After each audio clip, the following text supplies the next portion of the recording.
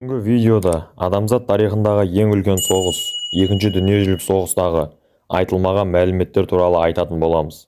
Жақын минуттар ішінде сіз фашистік Германияның әскерлерінің жеңістерінің сыры неде екенін, не үшін Гитлер екінші дүниежүзілік соғыста еврейлерді қырғаны және басқа да ондаған мәліметтер туралы білетін боласыз.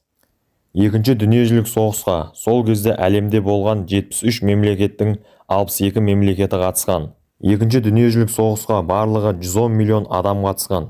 Сол 110 миллион адамның 65 миллион адамы соғыста қаза тапқан.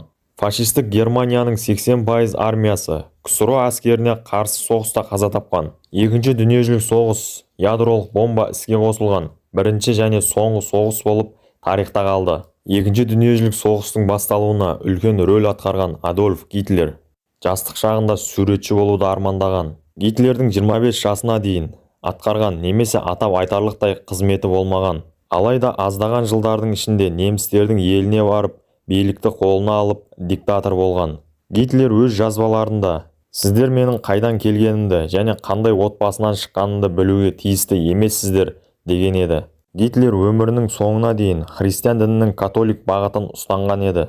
Оның сенімді адамдарының бірі Альберт Шпердің айтуынша, Адольф Гитлер шіркеулерді халықты ұстап отыратын нақты бір элемент деп қарастырған. 1914 жылы бірінші дүниежүзілік соғыс басталғанда Адольф Гитлер Бавария армиясы жағында соғысқан. Гитлер билік басына келген кезде сол кезде күшті дағдарысқа ұшыраған неміс өкіметін өте күшті империяға айналдыра білді. Өзі құрған бұл империяны үшінші рейх деп атайды. Үшінші рейхтің қарулы күштері Вермахт армиясы деп аталған. Вермахт сол кездегі әлемдегі ең мықты армия еді. Мұның негізгі себебі Вермахт армиясы Европадағы соғыстарда өте тез жеңіске жететін еді. Мысалы, Вермахт армиясы Польшаның 1 миллион әскерден құралған армиясын бар болғаны 40 күннің ішінде тас-талқан етіп жеңген.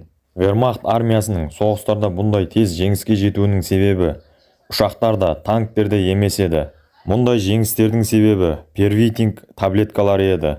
Соғысқа кірерде әр әскерге первитинг таблеткаларын беріп отырған. Первитинг таблеткалары әскерлерге бірнеше сағаттық шыдамдылық пен олардың шаршамауын қамтамасыз етіп отырған. Бірақ первитинг таблеткаларының денсаулыққа кері әсері де бар еді. Ол әр әскерге наркотик сияқты әсер ететін еді. Бұл таблеткалардың күші кеткеннен соң организм бұл таблеткаларды қайта талап ете бастайтын. Оның үстіне таблеткалардың күші кеткеннен соң организм қатты шаршап қалатын. Францияға қарсы соғыста Вермахт армиясы 35 миллион дозада первитинг таблеткаларын қабылдағаны белгілі болды.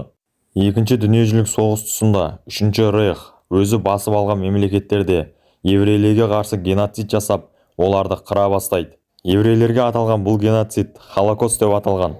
Гитлердің еврейлерді қыруының үш негізгі себебі бар еді. Бірінші себебі өте бай болған еврейлер Европадағы барлық мемлекеттің үкімет басын иемденіп алмақшы еді. Бұл жағдай болса, Гитлер құрмақшы болған үлкен мемлекеттің болашағына балта шабатын еді. Екінші себебі болса, бай еврейлер Европада пайызға ақша беріп, көптеген отбасыларды қарызға батырып тастаған еді.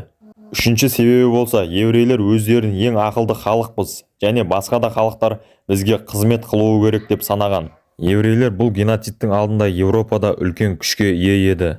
Германияда өнер, ғылым, білім саласында үлкен жетістіктерге жеткен болатын. Осы себептерге байланысты Гитлер Европадағы еврейлерді жас кәрісі, бай кедейіне қарамастан қыра бастады. Бұл геноцидтердің арқасында барлығы 6 миллион еврей қырылып кеткен. Бұл Европадағы еврейлердің 88% еді. 1945 жылы Вермахт армиясы КСРО әскері жағынан талқандалып, КСРО әскері уақыт өткен сайын Берлинге жақындап келе жатқан еді. Ал фашистердің болса барған сайын әскері азайып бара жатқан еді.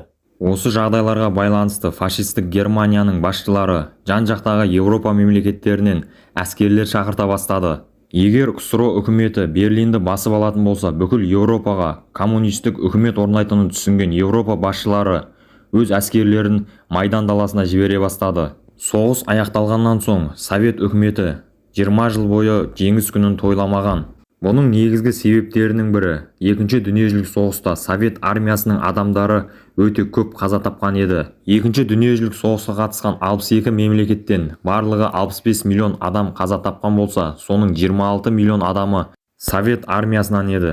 Осы себептерге байланысты Сталин жеңіс күнін тойлағысы келмейтін еді. Сталин Екінші дүниежүзілік соғыста 26 миллион адам емес, бар болғаны Совет өкіметінен 7 миллион адам қаза тапты деп көрсететін болған. Фашистік Германия жағынан ең көп қоршауда болған Совет өкіметінің Ленинград қаласы еді. Ленинград қаласы жау жағынан 872 күн қоршауда болған. Қала қоршауда болған кезде қаладағы 1 миллионға жуық адам аштықтан қырылып кеткен. Ленинград қаласын тек 1944 жылы ғана Совет армиясы азат ете алды. Сол кездегі Ленинград қаласына қару-жарақ, азық-түлік тасылған жол өмір жолы деп аталып кеткен. Екінші дүниежүзілік соғыста Үшінші Рейх ауру сезбейтін, радиацияға төзімді адамдарды шығару мақсатында СС лабораторияларында адамдарға түрлі жан түршігерлік тәжірибелер жүргізген. Тағы бір қызық жағдай, фашистік Германия Францияны басып алған соң Адольф Гитлер Парижге барып Эйфель мұнарасына шықпақшы болады. Бірақ нацистерді жеп көретін француздар Эйфель мұнарасының лифтін ажыратып қояды. Гитлер болса әлемдегі ең биік мұнараға баспалдақпен шыққанша шықпай-ақ қойған жақсы деп Эйфель мұнарасының сыртынан суретке түсіп Германияға қайтады.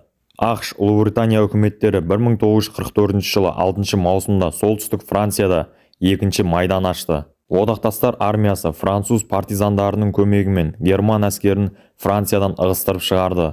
1944 жылы қазан-қараша айларында Совет өкіметінің армиясы Румыния Балтық бойын азат етіп, Болгария шекарасына келіп жетті. Жаңадан құрылған румын-болгар үкіметтері Германияға қарсы соғыс ашты.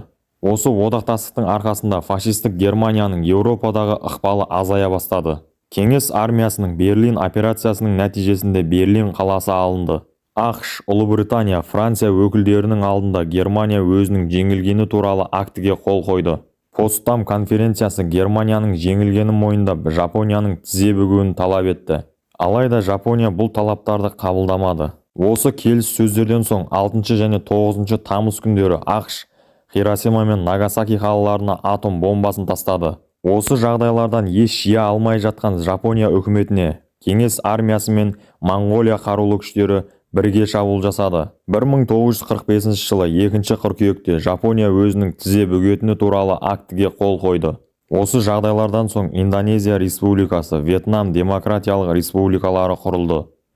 Видеоны соңына дейін тамашалағандарыңыз үшін рахмет. Алдағы видеоларда Хиросима мен Нагасаки қалаларына не үшін атом бомбалар тасталғаны жайында және Кеңес үкіметінің адамдар үстінде жасаған жан түршігерлік тәжірибелері жайында айтатын боламыз. Сол үшін арнаға жазылып, қоңыраушаны басып қойыңыз.